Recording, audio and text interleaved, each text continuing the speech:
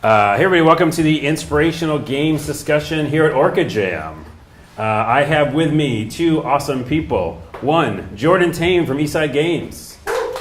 Light applause. Tim Tay from Kano. Also light applause, please. And I am Carl Sordella. I host a Video Game Break podcast and do other things on the internet. Just Google. You'll find it. Oh yeah, no plus for me? Come on. I didn't know we were doing that, so it's okay. So today, well, first off, I actually want to say thank you for having me. It's so cool to be amongst all the people making things. The energy in this room is crazy. The energy out there is crazy. My podcast, we have indie game developers on all the time, and we just talk about making games. We talk about the games we love, and here is like a perfect example of it. It's like all happening right now for these few days. So I feel really lucky to be here, so thank you for having me. So what we're going to do is just talk for a little while about games that inspired us and why we're even here for this 3-day thing with no sleep and sweaty and smelly. I mean, I am, and I haven't been here the whole time, so you guys maybe are more. But and why we do it is because of games that inspired us. So I thought I'd ask our two panelists that to get us started. What are some of the games that have inspired you to make games or just be part of it? I'm going to start with Jordan. Okay. What do you got? So just to give a really quick background, I'm 33 years old, so that puts me as like an 80s kid. So I grew up with the original Mario games on NES, and those were some of my first gaming experiences. And I have 3 older brothers, so I would always watch them speedrun Mario and unlock all the secret paths, and that was always really inspiring to me because I couldn't figure out those things as a 6-year-old kid. And so it was just like watching this wizardry unfold on the TV screen. So I always kind of gravitate towards really exploratory games, platformers, exploring hidden object, secret, collect. And then as I kind of grew up, I got into more of the like action adventure games. I really like Splinter Cell, Mark of the Ninja. Stealth action has always been interesting to me, and basically just any game that can take me to a different world. So like the Assassin's Creeds and stuff like that. The open world kind of stuff. Yeah, open world exploring. Yeah. So those early games with Nintendo, you said you were watching your brother play it. Mm-hmm. It's funny how many of us have those kind of memories of just watching a sibling play it. And you're like, kind of like, what is he doing there? I'll figure it out. Yeah. And then you get to do it, but you also kind of like see the imagination unfold because you're kind of almost like watching a movie. Yeah, exactly. Of like these weird things. By the way, did you ever do the -1 world? I don't Tim think knows. I ever did the -1 Yeah. world. Tim? You jump over top of the. Mike. You jump over top of the. You're underground. Yeah. You jump over top where the pipe rising elevator, and you jump over the pipe and you walk through. You go with your head and then it's a stuck in the water brick. world, right? Yeah. Just Okay. like tons Does of water. anybody else know world. this? The -1 world? Okay. I felt like sometimes too old when I tell that story, but people are like, no, I know about it. And in Japan, in the Japanese version, there's a -2 level. Crazy. Yeah. But they're all broken, the levels. They're not really levels. I used to, so, I'm kind of the same generation. I'm going to date myself. Like, we started out playing like LCD Donkey Kong games. Yeah. I don't know if you remember that. You Yeah. put in like those 2 batteries in the back, and Yeah. it would be like frame by frame. Yeah, it's like eight And, animations total. Yeah. Yeah, so that was kind of before that. I remember when we got the first NES, it was like Christmas. We got a bunch of Christmas money, and all my brothers and I, we pooled together to buy the NES system, and then we got it. And then the next year, I think we got, like, we told all our relatives, and so we got like 8 games that year, and it was the best Christmas Nice. ever. But, yeah, Dude, opening those NES games. it was awesome. Magic. Yeah, Double Dragon. Oh, Double Dragon. Oh yeah, that's classic. For It sure. is classic. Although, if you go back, some of it, the story is weird. Just Google that, figure it out. The story's weird. Okay, so you did the LCD stuff, you did Nintendo stuff. Yeah, let's talk about like later games. You were mentioning like the open world stuff being inspirational. Anything else, Tim, that inspirational that's current? So I mean, the name of our company is Kano. We used to play Mortal Kombat. We had it. It was like I think Super Nintendo, Mortal Kombat, where they had no blood. It was the and green The blood stuff. was in black or was green, I different, think. and then you had to put in Yeah. the cheat code to Cheat get code, the, yeah, the yeah, blood. yeah. Yeah. And then you would like work on your skills, and then you go to the arcade and play and try to beat people there. That was fun. Yeah, remember arcades? Where are they? Yeah. Although I'm from Seattle, and Seattle and Portland, they're coming back. Barcade. Yeah. Yeah. And there's a ground control in Portland, yeah. Nice. Did you have arcade memories? Just as Yeah, an aside? yeah, definitely. There was like this recreation sports center in my hometown where I grew up, and we would always ask our parents if we could go there and take swimming lessons or karate and whatever. But then we would just go there and play the arcades. And they had Mortal Kombat, and they had the 4-player X-Men, the first one. Oh, that's so good. we played that a ton. So yeah, that's definitely my Street Fighter. Street Fighter. Oh, Street EDR. Fighter. Street Fighter was at the grocery store, and every time I went to the grocery store with my parents, I would play one round of Street Fighter. Street And Fighter I 2? could never even beat the first guy. Oh, Yeah, it was brutal. that's a sad story. Yeah, it is sad. Street Fighter 2, though, right? Street Fighter yeah. 2. Yeah, because I don't think anybody knows Street Fighter 1, Yeah. not good game. Yeah. It was It called had the Fighting ball, Street. right? It had a ball, didn't it? I think Ball? it did. I think you rolled a ball. Really? Yeah. I don't know what we're talking about. I don't know. I'm dating myself again. Marble Madness? No. No, it was like a controller game like Street Fighter, but it was just like really hard to do the moves. And like Street Fighter 2 like really hit Yeah. stride and like the playability. Cool, so those are some good early memories. For me, mine was Earthbound. Anybody like Earthbound? Nice. Yeah. Super Nintendo, it showed me that RPGs didn't have to be the way I thought they had to be. Zelda, obviously, very early, but then Earthbound showed me like you could like fight hippies, and like that could be an enemy, and you can have a frying pan, and that's your weapon. And then the whole game took place in like the real present day. So it's like I went to the ATM machine, and my dad gave me money, which maybe still happens. And and like you call your mom, and she's like, "I got your favorite food for you." And it was like, oh wow, games can be like my life, not just like a sword in the woods. You know what I mean? Did you guys play Earthbound? I never did. No? So No? my experience with Earthbound is as an audience member. Oh, only. again, watching. So I have this best friend, and we were like inseparable as kids, and yeah, he got Earthbound. I didn't have it for whatever reason, but he had it, and so every time I was at his house, he was just like pouring into this game. But it's totally like a one-player One-player experience. game, yeah. So my experience with Earthbound is as an audience member. That's pretty cool. Huh? Yeah, it's super cool. Yeah, I love the game. Yeah. What are some of the takeaways you think from all the things we just mentioned game-wise that you can see yourself using right now in the stuff that you work on with games? Jordan, you want to go first? Yeah, sure. So I think games, all the way throughout my life, games have really helped me to try to have a really boundless imagination, I think, and that's an advantage I think we have on maybe older generations, is we've just through all media, the internet, movies, and games, we have experienced so many different worlds, and I think that's something I try to apply to game design now, is really trying to think outside of the box and find those new experiences to give to an audience. Yeah, so like understanding that, I think a lot of us at an early age were like, whoa, we didn't even know it could be like this. This experience could be so weird and open and different. Totally. And so then you can use that when you make games. Yeah. Tim, what about you? I think it's funny because like a lot of the games that we played when we were younger, and then compared to the games that we're doing now, I think with the introduction of Facebook and social games, it kind of just gave us a different perspective on what a game could be. So I don't know if there's much crossover besides character development and things like that. Yeah. But definitely, like, I think social gaming was just something that was an eye opener in terms of not only I guess a different way of looking at a game, but looking at a game as a service. So with the games that we create currently, they've been around for like 8 years. Our first game was a game called Viking Clan, and it's like now in its 8th year, and we have players that started in month 1 that play daily today.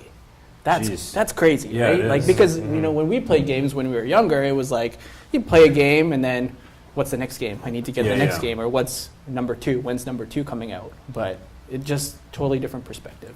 That's interesting. Yeah, I mean, that goes just together with the online component, right? So we were offline back in the olden days. Yeah. And so we were just thinking about what the next cartridge was or the next disc. We weren't thinking about like games as a service, which I think is a whole other thing. And then also like with console games, you know, you were invested, right?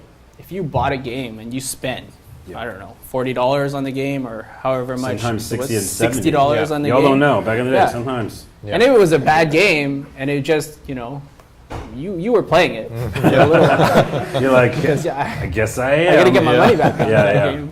Yeah. Did you have a situation like that where you bought like a super expensive game and you're like, oh, I guess I have to play it? Yeah, well, I was actually just going to mention too on the whole social aspect and how that's transformed over the years. Is like most of our memories growing up playing video games were like couch co-op, and like the example of Earthbound, watching my friend play, that just wouldn't happen so much these days. You know, you would buy a game on Steam and then give me the extra key that it comes with, and we'd both play that game separately in our houses, and you know, maybe talk online while we're playing. I think like couch co-op has kind of phased into more of this social gaming that is only possible with the internet and modern technology, and I think it's really and also transformed. demographics too. Like Yeah. you look at like who would have thought that you know, if you were to say that, you know, your mom spends more time playing games and spends more money playing games than you do. Now, when you were like 12 years old, your mom was like, stop playing video games. Oh, yeah. You know, It's go the root outside of all and play, evil. right? That's what they Right? said. They were wrong. Yeah. Sorry, they were wrong. No, yeah, even back to what you were saying with the co-op thing, I think it's interesting to see what's going to happen with the Nintendo Switch thing, because I feel like their whole thing, lots of times, even with like the GameCube, they're like, let's put a handle on it, and you'll take it to your friend's house. Well, I don't know if we did. Yeah. And with the Nintendo Switch, they showed that in their trailer. It'd be fun to see a resurgence of that couch co-op stuff, because it's still fun. Yeah. It just seems like because we've added the online component, we kind of moved to that as our social experience. I had another question about something like this, and it was a childhood memory or old school memory of maybe when a game, in quotes, made a sound of a machine that's a coffee maker. Yeah, in quotes, did the thing like save your life. Like one game that was like, you were going through a hard time, and like this game you kind of just poured yourself into and like really helped out. I can think of a few. And if you guys are stumped, we could ask the audience. Does anybody have one like that? I can repeat it. Yes, what is it? I got hit by a bus and I was in bed for a month and I played Fallout. Oh, that's Oh amazing. my goodness, I'm sorry. I'll repeat that for the audience. So he got hit by a bus, which is crazy, and you played Fallout 1, which is a great game. If anybody doesn't know, Fallout 1 and 2 are amazing. They're more like top-down, three-quarters perspective, but very good games. That's awesome. Anybody else? Memory? An important one for me that I don't know if anyone will know this title, but I went to PAX for the first time, I think 3 years ago, and I discovered The Adventures of Pip. Oh, yeah. I don't know if anybody played that game, I have. but just the art style and the nostalgia of it, and just kind of the time in my life of like going to PAX for the first time as somebody who loves games. It was like it was a real like shift in my appreciation for games, and it was like quite emotional.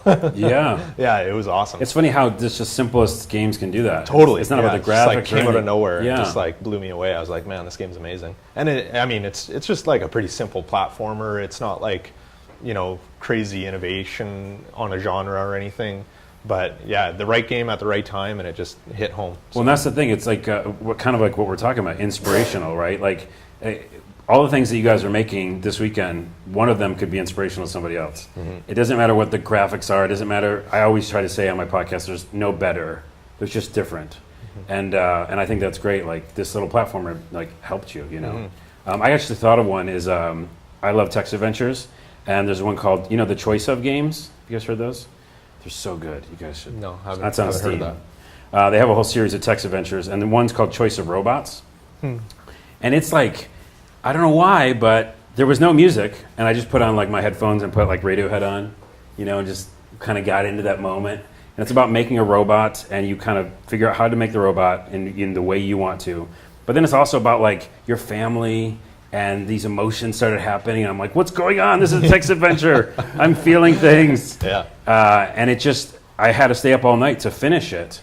And then I like went to bed with like crazy feelings, just because they'd struck a nerve with whatever they were trying to say, you know. And then I think the other thing is about games. It's different than movies and sometimes music, is that it involves us. It says like you're part of this whole thing right now, and we're trying to talk to you. So, Yeah. Tim, you have one? I don't know if anything really changed, but Uncharted, I played that game with the first one when it Nice. came out. Yeah. I remember that was like the first game in a long time where I just would come home, close the door, and just play. Yeah. Well, sometimes we need that escape. Yeah, You know what I you mean? just need to totally. escape and get away. Yeah. I think I did that with The Witcher 3. Amazing. And it was just, I threw myself in. It's a AAA title, and we're talking indie games. Sorry. But CD Projekt Red is amazing, and that's that kind of thing where you just go, okay, I just need to get away for a little while and go into this world, you know? Yeah. Cool. Okay, so what are you guys doing right now? What are you guys all working on? Jordan, what are you... So currently, general. I am focused on social media efforts for Eastside Games. It's kind of a big change. I was working design, and me and my fiance wanted to move to back to her hometown, be closer to family, and have kind of a better cost of living and more quality of life. So I talked to Eastside Games and said, hey, you know, can I do game design remotely? And they said that wasn't going to work, but they wanted to accommodate our move and stuff. So I switched to a community support role, and it's been amazing of Eastside Games to accommodate the remote work. Yeah. And it's been really, really interesting to go from creating the product to interacting face-to-face almost with the players experiencing that product. It's been eye-opening. It's been really cool. I love that part of it. Yeah. One of my day jobs is I work for 3 Minute Games, and we do this game called Lifeline. And I'm the social media, I'm the Twitter guy for it. And like, yeah, to be able to see directly and talk directly to the people who play your games is amazing. And it's the best QA, it's the best CS, all that stuff. Because I don't have to worry about the bugs and all that stuff. I can like be like, what's your problem? Or I don't even treat it like that. I just treat it like I'm a person. At the very beginning at the Twitter account, I started and I said, I'm Carlos. What is your name? You know, and like I'm not the company. Right. But at the same time, you can, with being in those social roles at games, you can bring it to the company, but they can trust you. So I think that's really interesting. What are you working on, Tim, right now? Oh, I actually know one game. Yeah. Can we talk about it? Sure. Talk Okay. about it. Free Rider. I'm excited. Yeah. Tell me about Free Rider. Tell everybody about Free Rider. So Free Rider was this game that we didn't create the original version, but it came out as a Flash game in like 2002, I think, and then Free Rider 2 came out in 2007, and basically it was you could draw a track and then race a stickman bike on the track. So people got hold of this editor, and similar to like Minecraft, started creating tracks and started creating content, and really great content. So between 2007 and 2013, like 2 million tracks or something like that were created. It's crazy. The creator of the original game, he didn't do anything with it anymore, and he kind of left it. And then a bunch of people like aggregated the tracks together. They actually took the ActionScript 2 source code and decompiled it and created an HTML5 version. People put are out that dedicated, game. man. People are dedicated. People were dedicated. Yeah, I don't yeah. know if it's the right dedication, but Yeah, they but were still, dedicated. they want yeah. to figure it out. So they put out a version and grew it, and then we got hold of the license in 2013. We put out Free Rider 3 to kind of test the market, and there was a huge market. It's still there playing the game. We rewrote the game in HTML5 because that's what was our strong suit. We put the game out multi-platform. We created a better track editor for the game. And we've been building up the kind of desktop experience, and we're now working on the iOS and Android experience. So I don't know if you guys have, anyone here has played the game, but tons of people have touched the game and played it. Amazing tracks, amazing content, and I think the great thing about the game is that it's user generated. Right. Which kind of goes back to that social element we were talking about. Like when you talk to the people about what they like, then just give it to them, right? Like let them be part of it, and that's what's really cool. And that's kind of like when we look at gaming as a company. When Kano looks at gaming as a company, we look at it as building community. We have these games that have lasted a long time and have really great retention. But the only reason they have that great retention is because of the great community of players that love playing those games, right? Yeah. If you think about it, if your friends are playing a game, you're more likely to play that game as well because you want to be part of that experience, right? Unless you're me, sometimes I'm just like, I'm a weirdo. I'm like, no multiplayer. I want to go in my room and headphones on. Leave me alone. That's good too. That's good too. My voice sounds like that for some reason. I don't know. I'm an 80-year-old man inside. Actually, going back to your thing, by the way, that's awesome that your company did that for you. Yeah. Because not many companies will. Yeah. But yeah, what are some of the games, I don't think you mentioned some of the games, though, that your company's working on? Oh, sorry. Trailer Park Boys for Trailer Park one Boys, okay. is- Oh, yeah, you do a lot of the weed games. Yes. Yeah. We're the we're the weed guys in case you don't know. Yeah. I looked it up, and I saw Munchies or something, right? Yeah, there was Munchie Farm for a while, Yeah. and there's Pot Farm Grassroots is the kind of the big one Nice. on Android right now. So That's awesome. yeah, so we get all kinds of emails and stuff all the time. They're like, "Hey, dude, do you guys Wait, have do any they all real sound like weed?" that? Yeah, Yeah. yeah. And so Does we're like, anyone "Well, send you no, guys but care packages? Do you Yeah. get a care package? we have once in a while? received care packages." Oh, that's brilliant. Yeah. That's brilliant. Yeah, there's it's really cool because a lot of our players express themselves artistically.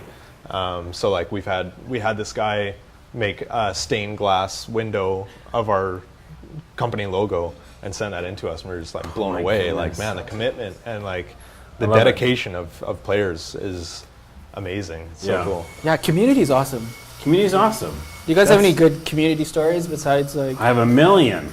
I mean, we could talk about community for a minute. Yeah. And I have one more question, then we're Sure. done probably. But yeah, I mean, like with me, I do the community for Lifeline, and I was having like a really tough physical health issue one time, and like, I went to bed and I was just looking at Twitter, and they were like sending me like virtual donuts and talking about like, because they got wind that I had some issues and stuff, and they were just outpour of support because I'd give them support first.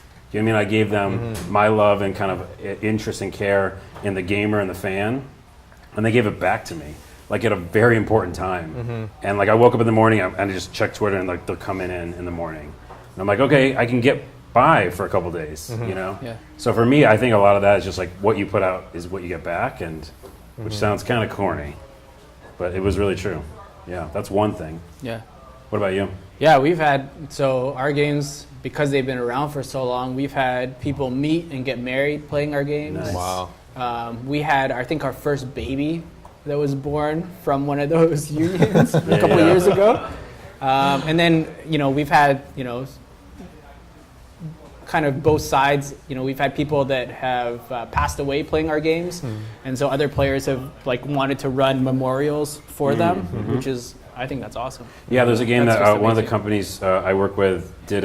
We have like a bunch of studios in the big company that I work at, and there's a hidden object game, and one woman like did Facebook pages for it and forums, and then she passed, and they made her a character in the game. Yeah. Like that's just. Oh, and then Fallout did that recently. Yeah. If you played Fallout 4, there's a character in the game who was like a super fan, and they put him in the game in the DLC. So Yeah, we've done a bunch of Have you- memorials, Yeah. and we do like for the marriages, we actually did wedding rings for them within the game. Adorable. That's so cool. Hashtag adorable. All right, I have one more question for you guys, and then we'll get out of here. From back in those old day memories of playing games, inspirational moments, we're like, maybe I'll make a game someday. What would you like to see? Not even necessarily you making or your company making, but what kind of old school game that you played back then would you like to see come back? And I can start if you want, but Tim might have an answer. Zelda. Zelda? VR. Okay. Okay. That's probably being made. Oh, no, it's not being made because AR, in AR. AR, That's yeah. Well, because obviously the Nintendo Switch Zelda. Yeah. Oh, yeah. Is Okay, next. yeah. But that's pretty cool. Yeah. Jordan? I'll think while you. Okay. Well, my easy answer is Earthbound, but you know what? I'm gonna tell this whole room. I tell everybody on the podcast because I don't even care. I don't need to make it. You guys can take this IP, take the idea. Just someone please make it. Okay? This is it. I call it one city block, but it doesn't even have to be a whole block. It could just be like a few houses and a store. I want you to be able to go into this block. It's probably first person, but it doesn't have to be. It could be 2D, whatever. And you go to this block, and you could do anything to any of the objects in the whole area. So if you see like a donut, you can eat it, or you could smash it, or you could burn it, whatever you can do. But you could do that to everything. So if we did that, and we created that, it would be like Skyrim, where we'd have all these stories. Like, what you do on your block? Well, I took the drapes and I burned them first, and then I threw the glass through the baseball through the window, and then I died because I fell down the stairs. Like that could be a story. How long you could survive? How long you could survive? It's almost like how long you survive, like because you're like just doing weird stuff. And then my friends are like, "Well, could you just pound the dirt and would it go away after a while if you're like digging?" I'm like, "Yeah, because that's what happens when you dig the dirt. It goes away and then you make more dirt." You're the guy that plays GTA and like tries I to love get the open cops world. to follow you. Oh, I and do chase all the you. weird things in GTA. Yeah. But yeah, that's what I want. So someone please make that. I mean, it seems like it's super hard. But you take every object. Now I'm just pitching this thing, but you have a question. I have a suggestion for you. Please. Early access game, My Summer Car. Early access game, My Summer Car. What is that? It's a guy from Finland who's making a simulation of his teenage years growing up in the Finnish countryside. Building Okay. cars, trying not to die. Okay. You have 3 different buttons in the game that let you curse. I like that option already. It is absolutely fucking ridiculous. Okay. I'm gonna add that to my queue. So yeah, I guess that's it. Did you have an answer? You didn't have an answer.